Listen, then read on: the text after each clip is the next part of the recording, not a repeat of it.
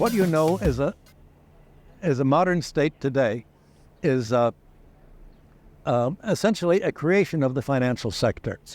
From the beginning of the Crusades through about the 16th century, the Catholic Church was a global, an international power over all of Christendom. The Catholic Church treated secular kings as their subordinates, and they said, how do we gain control of Christendom? We don't have an army, as Stalin noted, but they didn't need Stalin to tell them they didn't have an army. They went to Norman warlords like Robert Guiscard in southern Italy and Sicily, and William the Conqueror in 1066 in England. Said, we will bless you for taking over the country if you will pledge fealty to the papacy, and southern Italy, Sicily, England will be fiefdoms of the Catholic Church. In Rome, you'll be fiefs of the popes.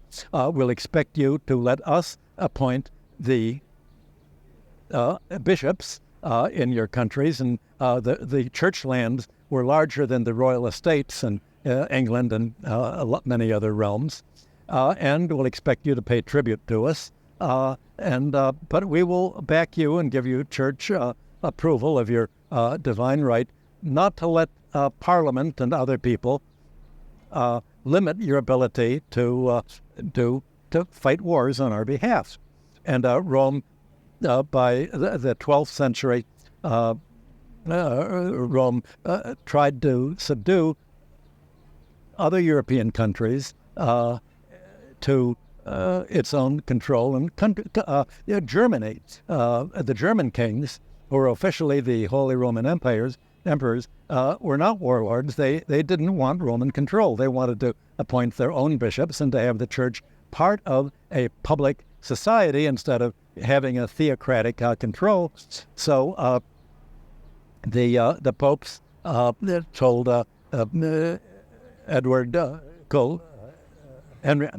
Henry III, won't you tax your country to finance our war to fight against the German control of southern Italy? And you had Parliament that had already passed the Magna Carta in 1215, give Parliament the right to not let kings impose taxes without their consent. Well, when King John was the subject of the Magna Carta, he asked Pope Innocent III, won't you excommunicate these parliamentarians trying to create, they didn't use the word economic democracy, but try to question my divine rule. Innocent excommunicated the critics of the Magna Carta, said it was an absolute disaster. Not exactly what you're taught in the textbooks today. And 50 years later, when John's son, Henry III, tried to raise money to go fight the Pope's war against the Germans, there was a civil war in England, and the Pope, Parliament passed the provisions of Oxford and Westminster to limit it. The new Pope, Alexander, excommunicated them. There was a civil war, and the Vatican won and prevented Parliament from developing. Well, by the time the Crusades ended in about 1291, the popes began to lose the power, and you had, but the popes had brought into being a financial class. Because what they told Henry III is, we know you don't have the money. It costs money, of course.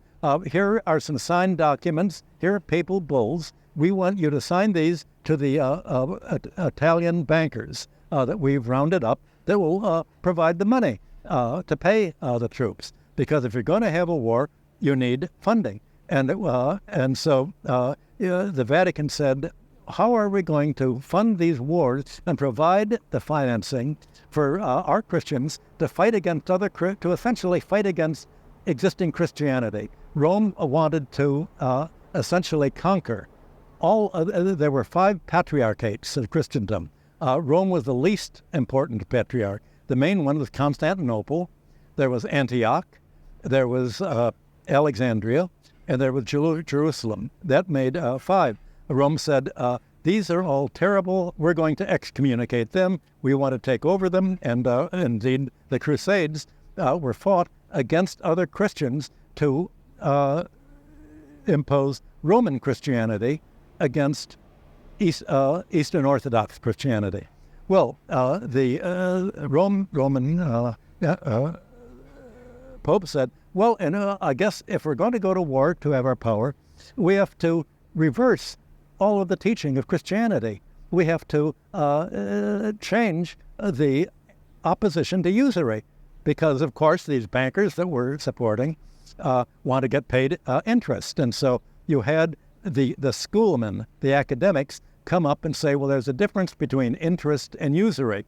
Usury is what the Jews charge, but when the Christians do it, it's not usury, it's interest. It's like President Nixon saying, when the president does it, it's not a crime. So all of a sudden, that legitimized the growth of the banking family. Over the next few centuries, the 12th, 13th, and 14th century, the banking class got richer and richer, making loans to kings going to war.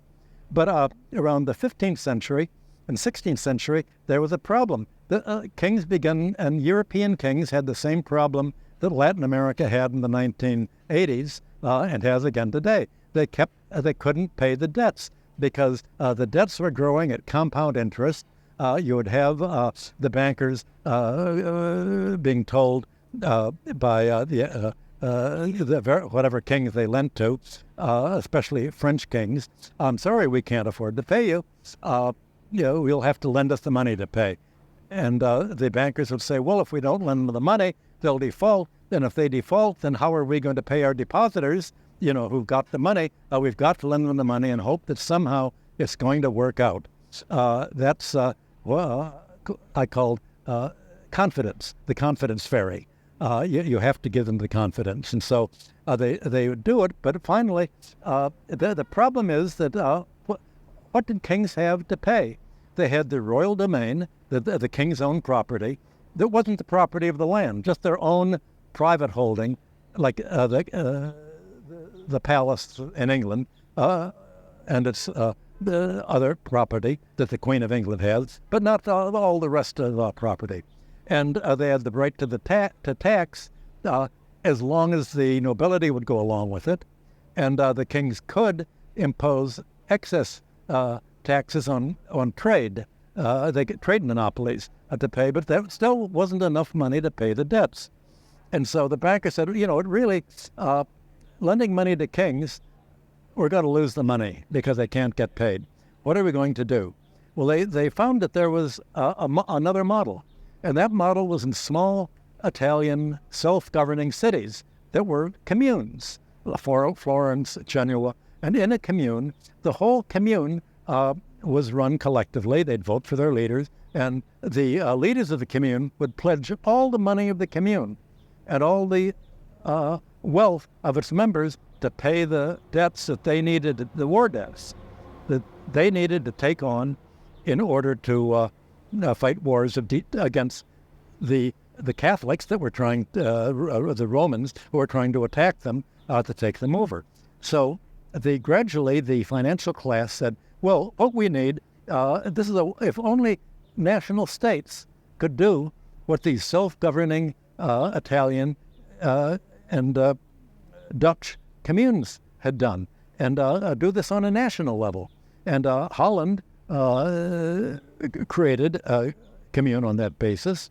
The Dutch were invited to England to make the same kind of parliamentary states that had the power through Parliament to do what kings couldn't do, to say, we promise to pledge the whole national wealth to pay you creditors for the debts.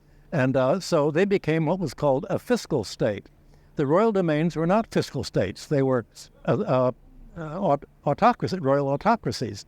But the fiscal state was able to pledge, have the right to levy taxes as a state right, not just as the right of the king for his own property. They could levy taxes, they could wage war for themselves. The king didn't have that anymore. And the modern state was created as a means of saying, here is a state that creditors will be willing to lend us the money so that we can wage war to defend ourselves against the Roman barbarians that are trying to destroy our society. And that was how the northern Protestant states of Europe fought against the Catholic states of Europe, and ultimately were able to develop banking at the national level. So it was really the financial sector politicized its economic power, not to get rid of the state, as they tried to under the libertarians today, but to create the state under the pro-creditor rules that we have in today's state. So that was how all of a sudden this whole the whole spirit of antiquity sort of got a revival. In antiquity, you had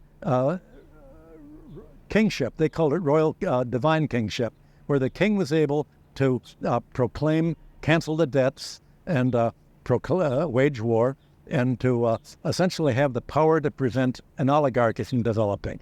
The new national states of Holland, England, and the subsequent northern European states, and all states today, now do have this power, but it's not to prevent an oligarchy from developing. It's to support the oligarchy in doing whatever it wants. It's a strong state. So when people like Ronald Reagan and the libertarians today say we're against the state, we want a state strong enough to crush you, and we don't want the state to be able to promote the public welfare at all. We want the state to be strong enough to pay the creditors, whether you're Argentina or Chile or any other state, a state strong enough to put the interest of international creditors above that of the domestic economy and the domestic economic growth.